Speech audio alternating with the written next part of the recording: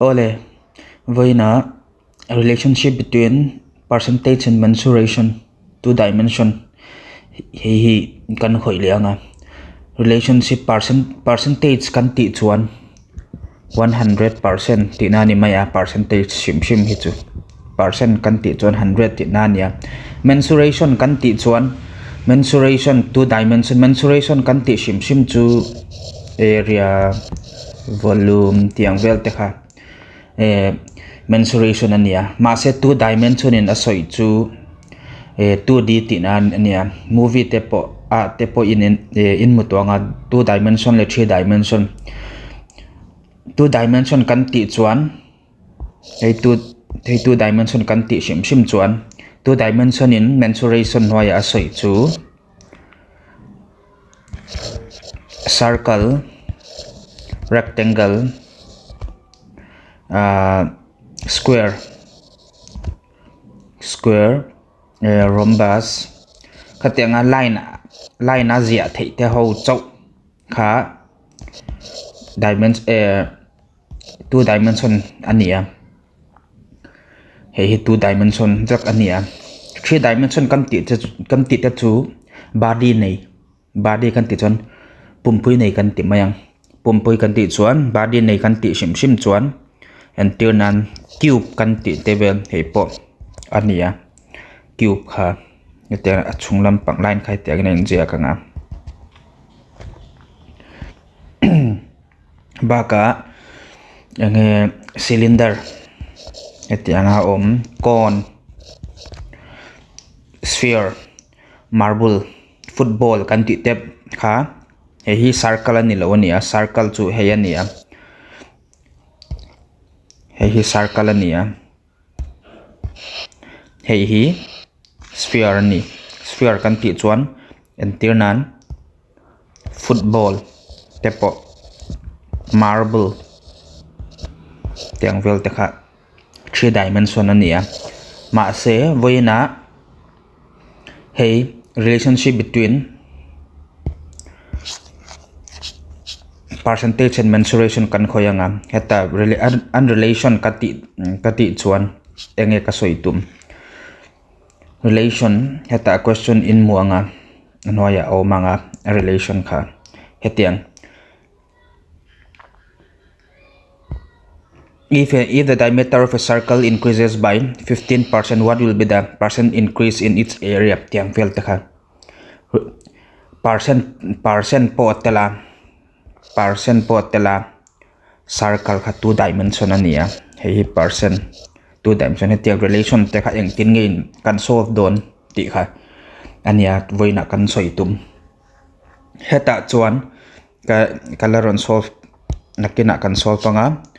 tuna heta chunglam pa kan kal le angam hey relationship hi a shortcut a shortcut ania karon shiltum shortcut chu enge kan ti chuan hetiang sim chu x plus y plus xy by 100 in man chuan answer har sami alo hey shortcut in man lo chuan a formula tak angin kal taula a formula tak anga in kal chuan step process po sei don lutuka A4 size paper apo aleng lo thei question thilania hetiang question hi hey A4 size paper apo leng lo chuan hei hi step pan hi pathuma po in zo thei ngal don ani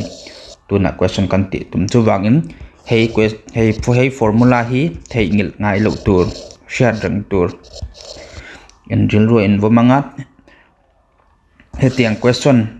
percentage le mensuration naron calcium sim chuan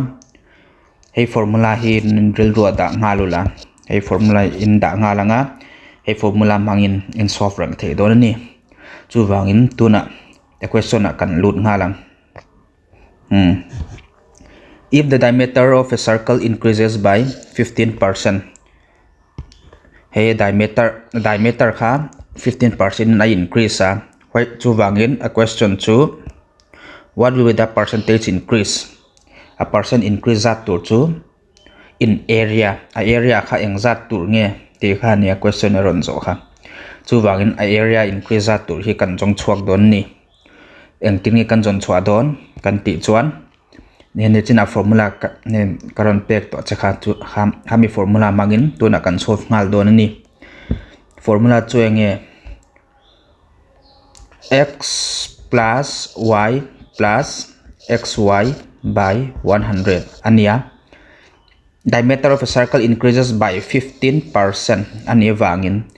xi in number pakhat chon pe ka wangin xi in 15 kan manganga yi po in 15 kan mang don ani 15 ve kan man chuan heta x kha 15 nianga y kha 15 plus x kha 15 ania hemi in kara multiply omani chuwangin hei hi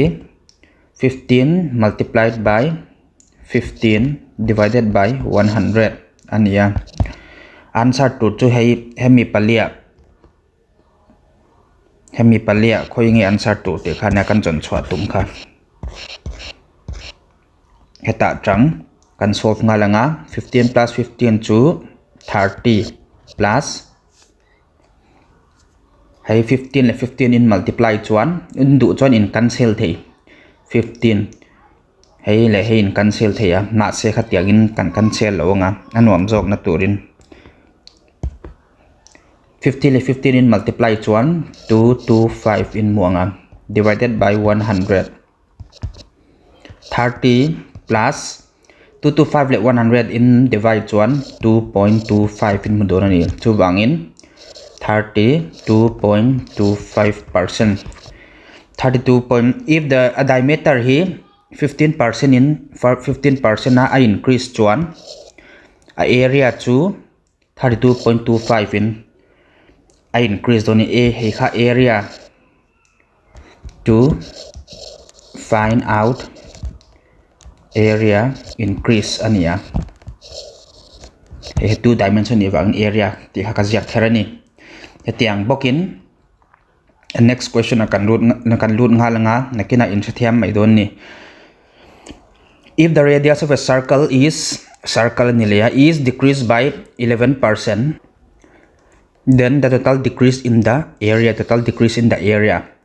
of a circle is given as atya decrease ani to a nichina formula kan man kha x plus y plus xy by 100 ania nichina hei hi increase ani wangin heta chuan plus ani ngala hei hi plus kan zia lo po in engma om lo chuan chu plus ti na ni mai ni na se heta x in decrease ani wangin hei hi decrease ani wangin minus 11 kan manganga y in minus 11 kan mangdon ni achan chu decrease increase ani chuan plus ani nga decrease ani chuan minus heta answer apo ni china kan solve na kha heta antinan minus omta se a area decrease zat ti na ni mai ani ma se plus a chuan increase ti na tun xi in 11 kan manganga yi in minus xi minus 11 y minus 11 plus y kha minus 11 ania plus minus 11 multiplied by minus 11 by 100 ania minus 11 plus hey plus le minus i multiply chuan minus ania minus 11 hey hi minus le minus hey minus le minus i multiply chuan plus ani chu wangin plus 11 le 11 i multiply chuan hey 11 le 11 i multiply chuan 121 by 100 ania chu wangin minus 11 le minus 11 i minus chuan minus ve ni chuan i plus angaya minus 22 plus 1.21 hey 1.2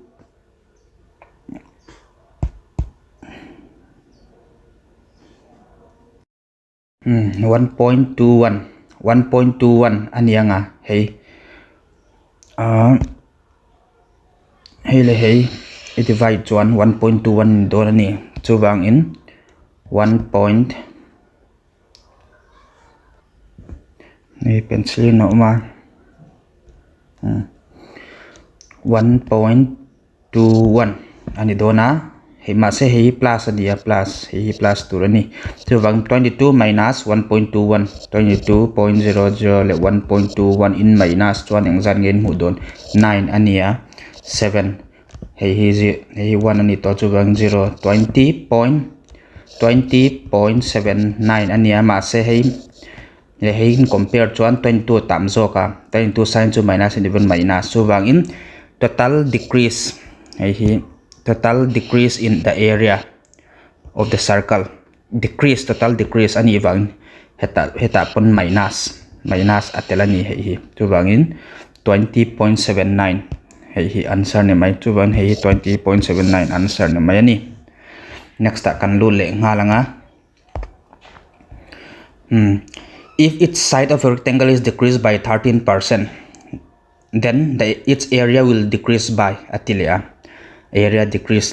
lo kanena nga minus answer minus hetiangin answer minus chuan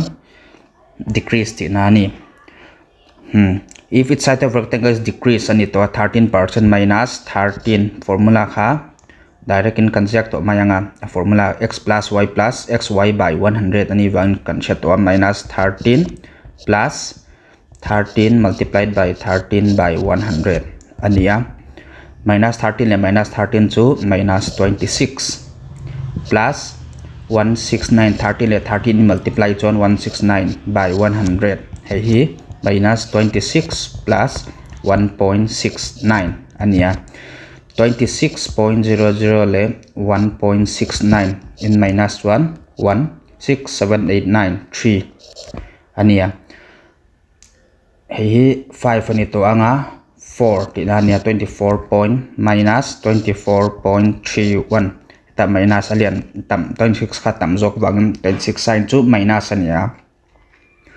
chu wangin answer po minus ani don 24.31 kha heta option number 2 answer ani le to ni next question kan kal le ngalanga if its side of a rectangle is increased by 13%, then its area will be increased nichina mi kha decrease ania tuna increase decrease chuan 24.31% area decrease chau ti nan ni ma se tuna increase ta se 13% bokin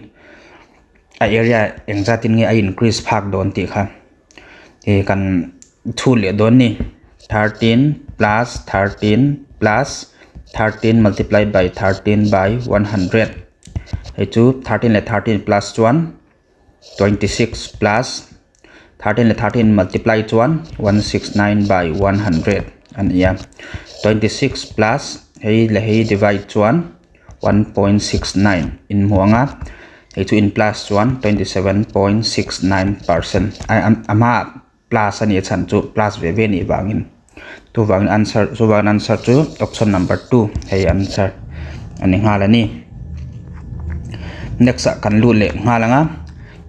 hey hip pan hi ani to ani chinami kha pakhat ania percent in pe khatuna pan hi hey po har sa chuang lo ani if the length of a rectangle is decreased by 11 and the breadth is increased by 11 length kha minus 11 in percent in a decrease a breadth kha by 11% in a increase a khami khatiang ani chuan its area will undergo increase tur nge decrease tur ti kha jon chwa tur he chu answer a minus in ja chuan decrease plus in ja chian increase ti na ni chuan answer kha ta tang kan shemai dor ni minus 11 ania length kha breadth kha plus 11 chuwangin plus 11 heta plus oma heta minus ani chuan plus le minus hei multiply chuan minus ani chu wangin minus 11 multiplied by 11 by 100 ania hei hi 11 minus 11 le 11 chu ang zang nge kan ti chuan 11 minus 11 chu 0 ani wangin hei chu 0 ni maya kan ziak kher to lo maya nga heta minus oma minus 11 le 11 in multiply chuan hei in multiply chuan 121 aniam by 100 minus hei 121 le 100 in divide chuan 1.21 ama minus oma wang in decrease ti nami angzatin ngen decrease 1.21 heta answer decrease 1.21 decrease hei hi answer mayani in share thiam karinga next question ha kan lu le ngalanga nitna minen ai nang tho ma se eng in share lo ta ken ti wan question dang pokaron da hei question te hi past question lirani wang in share thiam hi poimo ma mani next kan lu anga if the length of rectangle is increased by 10% a length kha 10% in a increase and the breadth is increased by 25%. Breadth kha 25%. An pania a increase ve ni chuan chu a area po a increase don tinani mayani plus minus omlo chu wangin 10 plus 25 plus 10 into 25 by 100 ania hei hi 10 plus 25 chu 35 plus 10 multiplied by 25 to 250 by 100 and 0 le 0 cancel thaya 35 plus 25 le 10 i divide chuan 2.5 in wanga chu wang hei le hei in plus chuan 35 le 2.5 chu 37.5% ama plus wangin in jalo chuan plus ani khati kha ania chu wang in 37.5% increase chu wang answer chu 37.5 option number 1 kha answer ni mai ani next kan lun le anga a rectangle has a width a and length b if the width is increased by 20% a width kha 20% in increase ta se a kha 20% in a increase a length b kha in then 20% a decrease atia a kha minus 20 a breadth kha a length kha increase by 10% chu wangin hei hi plus 10% chu plus ya lo po in 10% ni ngalani chu wangin minus 20 plus 10 hei minus ania hei plus ani wangin I multiply chuan minus le plus chu minus 20 multiplied by 10 by 100 hei 0 le 0 0 le 0 in cancel chuan hei in minus 1 engzan nge minus 20 plus 10 chu in minus 1 20 minus 10 chu 10 ania 20 sign atamzo ka wang 20 tamzo ka wangin assign chu minus ania chu wang minus heta 2 chu om to a 2 ania nga hei hi minus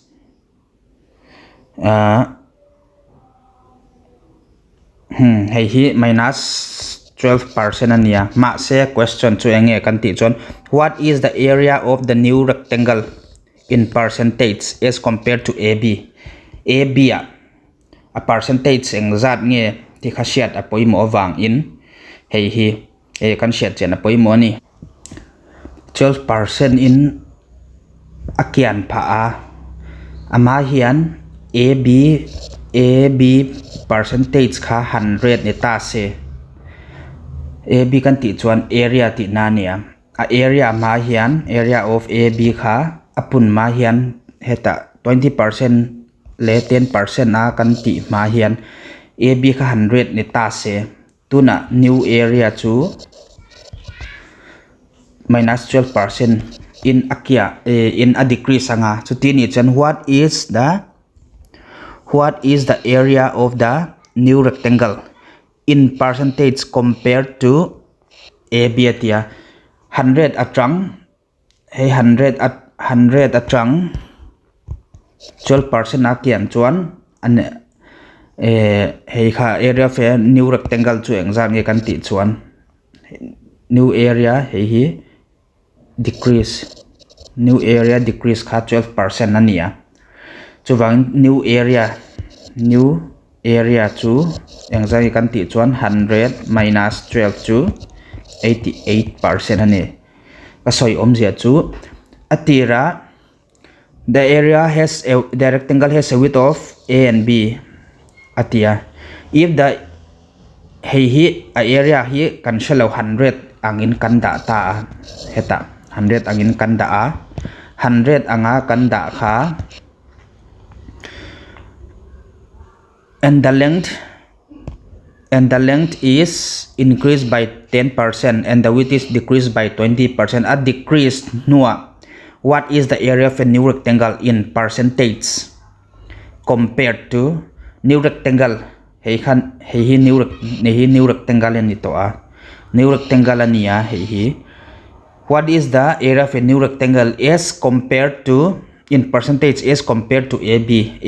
as compared to AB hei AB atang engzat nge ni ti kha nia question he chu wang in 12% a decrease thei chuan 100 atang 12% a decrease ti na ne mai chu a new area a percentage ti na nia chu 80% ti na ni mai ani hei hi thataka ngai to than lo chon ja swal the na chu wangin hei hi answer 3 option 3 88% ani next kan lut le ngalanga if the length of a rectangle is increased by 40%, length increased by 40% and the breadth is decreased by 20%, then the area of a rectangle increased by x%. Hey, twisted question ni ma se and the area of a rectangle increases by x%. X% kha hey palia khoi jok nge x% tur ti khania. Then the value of x is atia chu wang in hei ai nang vek thawani 40 kha increase ania minus 20 decrease minus 40 multiplied by 20 by 100 0 le 0 cancel thei veka hei minus 1 20 ania minus 4 are 8 chu wang in answer chu 12% chu wang in hei 12% answer ani hei in sha thiam karinga hetiang kha rectangle kha 2D kha a question zong kha past question claim tam tak om kara claim karon lak chu ania tuna anwai lampanga 3D lampang kan khoi le don ne 3D hi ar sami allo ma se 3D a chuan 2D a chuan area thleng chau kan jong chuak theya 3D a chuan body nei ani to wangin volume po kan jong chuak thei don ni a volume jon chua po ar sami alowa chu thataka ngai thak tura shet thiam mai turani chu wangin 3D a po a volume om wangin area le volume om don ti nani mai ni 3D a chuan area kan ti chuan hei formula direct in kan mang thei nga langa volume kha claim adang dai deuh ma se har sami alo ania chu wang chu ngai thla thataka ngai thlaka shet thiam mai tur ani ole heta a question oma hei hi kan solve nga langa if it's edge of a cube kan ti kha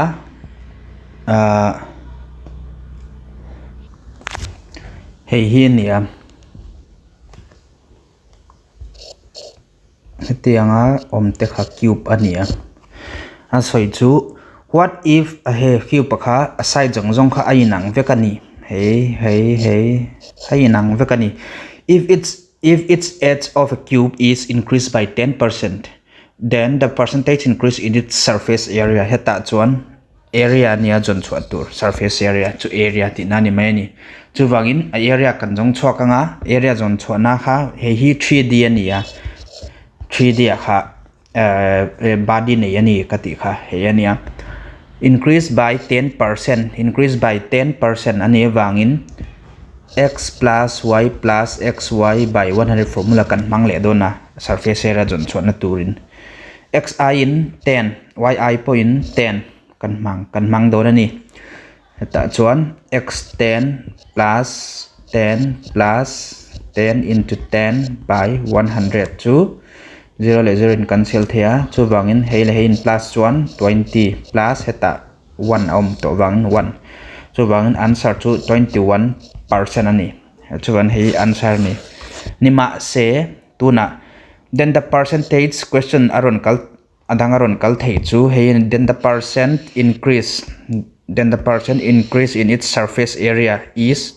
atia ma se tuna the percent increase in its surface area ni loin hey surface area in volume then the percentage increase in its volume is hanteta se answer chu yang zange kan ti chuan hei hi voi ni kan ti to a voi ni kan ti chuan 2d ania 2d chu 2 times 3d chu 3 times hei man tu hei voi ni na nia a volume kan jon chua don chuan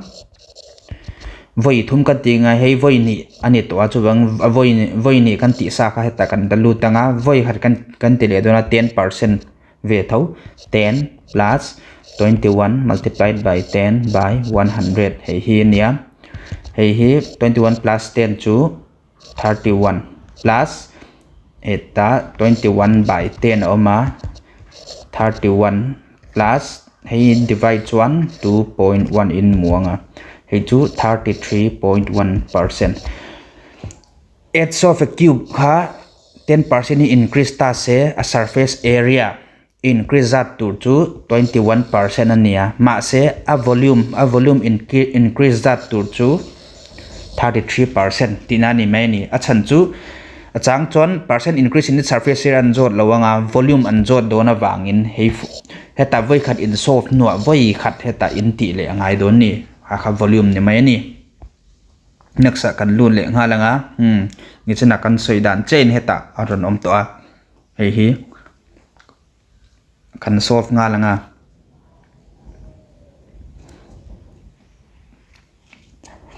the radius of a sphere is increased by 120%. What is the percentage increase in its volume? A volume area nilo volume jon chuatur ania x plus y plus xy by 100 kan mangle don increase ani wang har salo 120 plus 120 plus 120 multiplied by 120 by 100 0 pani le hei kan cancel thea 120 plus 120 to 240 plus 12 le 12 I multiply to 144 in muanga chu wangin 240 plus 144 to 384% hei hi area jong chuak ron ti chuan hei hi answer ania ma se volume an ti chuan 384 voi khat kan la le anga 384 plus 120 voi khat kan la le anga 120 plus 384 multiplied by 120 by 100 hei hi kan jon chua le anga ya chu wangin hei le hei in plus chuan 384 le 120 chu ang zan nge kan ti chuan 510 ania plus 0 le 0 cancel theya 384 le 12 in multiply chuan 4608 divided by 10 anianga 510 plus hei le in divide chuan 460.8 in mudon ni 510 plus 460.8 in plus hei hi hei hi ka jak swala hemun 384 plus 120 384 plus 120 to 504 hei hi ka jak swala 504 to 504 504 ania 504 plus 460.8 to 964.8% hei hi volume increase that to ani chu wangin 964.8 ki option number 1 ania chu hei answer ni mai ni next ta kan dul le nga langa Hey, the radius of a sphere is reduce kan ti chuan decrease ti nani chu wangin a decrease zat hi 40%. What is the percentage with its volume decrease ma? By what percent will its volume decrease? Atia chu wangin decrease ani wangin ateng kan chung chuak le don ni minus 40 plus 40 multiplied by 40 by 100 ani a formula kha. Minus 40 le minus 40 chu minus 18 plus hei le hin cancel anga 0 le 0 in cancel le anga 4 4 are 16 chu wangin 80 minus 16 chu 64 ania ma se atam jok hi 80 le 16 a atam jok chu 80 ni bang 80 sign chu minus ania minus 64%. Hei hi area in decrease zat tur ani ma se question in volume decrease anti bang hei le 40 voi khat kan ti le don ani minus 64 minus 40 plus 64 multiplied by 40 by 100 minus 64 le 40 hei inti le chuan minus le minus chu in plus angai ma se sign hi minus ani ngaya minus 104 plus 0 le 0 in cancel anga 64 le 4 hei 64 le 4 in multiply chuan 256 in muanga by 10 4 4 20 4 4 16 425 minus 104 plus hey in divide chuan 25.6 in muanga 104 le 25.6 in minus chuan engzang in mudon kan ti chuan 78.4 in mudon ani ma se 104 le 25.6 104 number hi tam zo ka wangin 104 sign chu minus ania chu wang answer chu minus hei hi volume decrease zat tur ani chu wang answer hi option number 1 78.4 ani next kan lut le dona hei right circular cone kan ti te kha ice cream invert tula chu ni ice cream shape hi in kan invert chuan hei answer a figure ani heta chuan find if the radius of base a radius kha le a slant head kha helam pangania 25% in a increase ve chuan hei po 25% in a increase ve chuan what its curved surface area will be increased by a curved surface area a increase zat tur chu engzan nge tiam heta nin shet tur chu area ania asoi chu wangin area formula man tu ne mai ni area formula kan ti chuan ni china area formula kan ti chuan hei chau a answer mu thei mai ni volume ti chuan voi khat heta kan ti le anga ya ma se area chuan hetiang chawa zo thei ni mai ni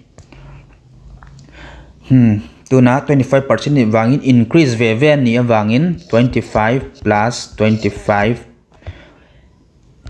25 into 25 by 100 anian hei hi 25 plus 25 to 50 plus 25 in multiply chuan 625 by 100 ania 50 plus hei in divide chuan 6.25 in muanga hei hi 50 plus 6.25 to 50 nilawin 56.25% hei hi area increase that to ani chu wangin 56.2 omna chu omchun chu hei option number 1 kha answer ni le mai ani next kan lut le anga hei hi if the radius of a cylinder is increased by 25% tina injia hei hi adang dai deuh a ma se har sa chuang mi alo kha nia if the radius cylinder kan ti kha hetiang figure te kha cylinder ania. If the radius of a cylinder is increased by 25%, a radius ka 25% in a increase and the height is decreased by 20% and the height is decreased by 20% is yak wangin hei kha ang satin nge 20% decrease a decrease find the difference between the percentage increment or decrement. Increment is one increase, decrement is one decrease in the volume of cylinder. A difference kan ti chuan hey difference kan ti chuan minus ania. Find a difference between percentage increase or decrement, increase le decrease of volume of cylinder minus percent increment or decrement in lateral surface area. Answer kha jon chwa tur ani khami pani kha kan minus chuan answer kan mungal mai don ni heta chuan pakhata increase radius ania, height of a cylinder kha decrease ani wang a volume chu hei ni china mi nen ai nang chi alo ma se har salo ania voi khata a height radius chon tilowa a height nen hi radius chon ni lo a height te nen ani wangin voi khata hei chau kan ti photanga anua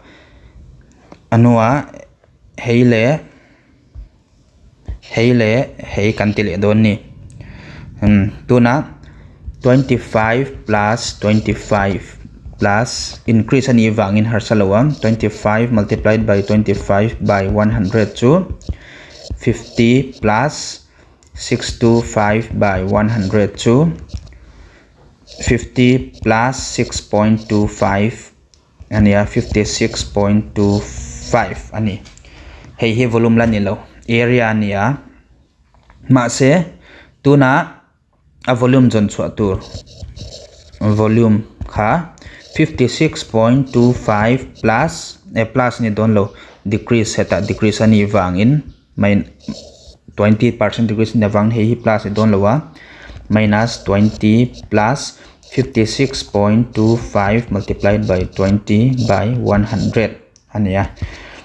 hei 56.25 le 20 minus 1 36.25 plus hei hiang za tur nge kan ti chuan 56.25 0 le 0 kan cancel anga 25 are 10 tin kan tianga 56.25 hei hi 56.25 by 5 56.25 le 5 in divide chuan 36.25 plus hei plus lo tur minus tur ania chan chu pakhat plus ania pakhat minus ani chuan hei minus tur ani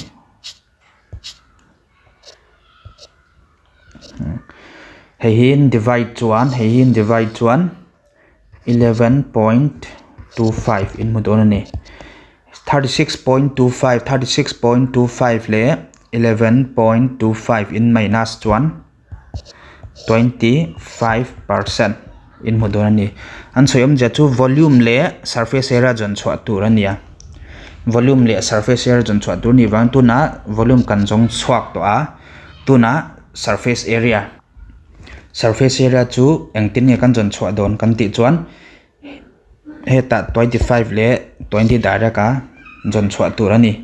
curved surface area jon chwa na ni a kha curved surface area chu hei kha increase ania 25 kha 25 minus 20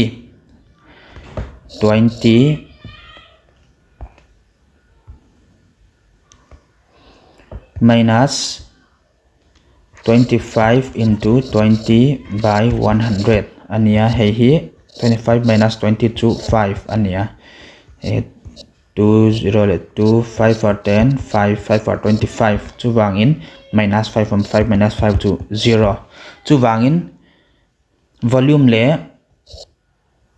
eta ka jiang mayanga volume minus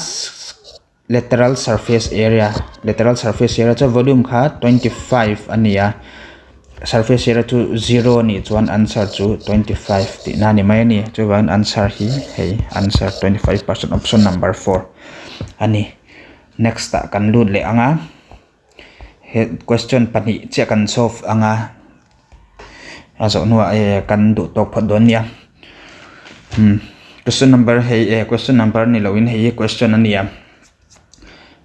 A number is first increased by 10% and then decreased by 20%. The number so obtained is now decreased by 12%. What is the net increase or decrease percent in the original number? It's in a meaning. A number is first increased. A number is first increased by 10% ania pakat na pani na ha, and then decreased by 20% apathum na chuenge. The number so obtained is now decreased by 20% ania he voi thum ti ngai don ti na ni mai ni 10% ina increase a azo noa 20% azo 12% voi thum successive discount formula ang deuh ania ma se he chu successive discount formula kan mang thei don lo ani 10% divang 10 plus 20 plus 10 into 20 by 100 hei chuang jang kan ti chuan hei minus hei 12% kha minus ani ban minus kan jang ha lang 30 20 plus 10 to 30 plus hei cancel anga hei cancel chuan 2 chiama chuang 32 ania hei hemun thlang kan zowa tuna. The number so obtained is now decreased by 12% ania hei le 32 le 12% kha minus ani van minus 12 minus 32 multiplied by 12 by 100 ania 32 le 12 in minus 1 engzang kan ti chuan 20 ania hei 32 le 12 in multiply chuan 384 in muanga by 100 chuwang in 20 minus hein divide chuan 384 le 100 in divide chuan 3.84 ania 20 le 3.84 in divide chuan 16.16 in muang ma se assign kha inula 20 le 3.84 in en chuan 20 tam zo ka sign chu plus and divang plus chuan hei increase ti na ni mai ani 16.16 increase ne mai ani. To the next question kan lutanga hei an kan last question tour ni to don ani hei if the radius of a sphere is doubled, if the radius of a sphere is doubled, a radius kha sphere kha tiangina oma hei a radius kha r ni ta se double ta se surface area kha engzan nge ni don ti khania hei a percent double kha percent zata chutur in chu lo chuan answer hi jon chu har dona wangin double kan ti chuan engzan nge ni don ti khania tuna kum som ni inia a in double chuan kum som linia som ni voi ni anti chuan 100% som ni kha 100% ipek le chuan 20 ania achan chu 20 ni wangin chu wang 14 100% 50% som petala 50% tinania hei 50% don ma se 30 ani don ani 10 ipek chuan hei 50% ania ma se tuna double dania tuna number engtinga za ni ta se i double chuan a double chu zani ani engwang in a double dania multiplied by 2 ania engtinga zani ani thei ti chuan mi pakhat bula cheng za inia cheng za inia som nga 50% karon peang iti chuan 50% karon peang iti chuan chu som nga I pe ani chu som nga thian pan ani don ti na ni ma se 100% karon peang ka poisa nei za ta chong iti chuan 100 mai pek bel ani chu 100 plus 100 ti na hei chu 200 ka soyom zia chu voi khat karon explain liangain sia thian na turin nang man za ineya nang man za inia I thian pa in rupees 100 I thian pa pon za ania ini nang ve ni ma se ka paisa nei zat 100% ka paisa 100% ti chon paisa nei zong ni mai ani 100% karon peng ti chon I paisa nei zat zong 100% I pek chuan za I pek bel ti na ni mai ni chuni chon zani ani chu wangin 100% at hein kha a in double chi ani 100% chu wangin if the radius of a sphere is double anti shim chuan 100% double to 100% ania tripled tin an zia chuan triple tripled 200% ania quadrupled anti chuan 300% ani zain akian cha kha 2 3 4 2 100 3 200 4 300 tin akalani chuwang he kha siat tu chuwang 100 double ati chuan 100% ni wangin he kha double ni chuan 100% ani if the radius of a sphere is doubled if the radius of a sphere is increased by ti na ne nai nang increase by 100% ti ne nai nang ani chuwan its surface area yang zatin nge pun don ti chuan a surface area pun zat tur chu 100 plus 100 multiplied by 100 by 100 he cancel chuan 200 ania plus eta 100 tong wangin 100 300% lapung chu wangin answer hi hei ni ani ma se volume jong chuak ruan ti chuan a volume jon chona turin hoza 300 om ta hi pan hi ania pathum na turin 300 plus za voi khan be la be angaya bel angai wangin 300 plus 100 plus 300 multiplied by 100 by 100 ania hi cancel le theya chu wangin 400 ania plus 300 to 700% ani don ani if the radius of a sphere is doubled the surface area will be increased by 300% and the volume will be increased by 700%. Surface area ka 300% apung nga volume ka 700 in apung don ti nani chuwang he tiang question hi aron kalchuan miss lawa easy dawa nuam dawa solve mai turani chuwangin law lula he tiang question hi aron kalchuan solve ngei tur sia thiam lom chon comment section apo zia reng theya min lo zo the reng the don ni tu voina kan solve the etiang aniang next video til dang mensuration formula tele til sang te kan khoile don ni kalom lu tu ke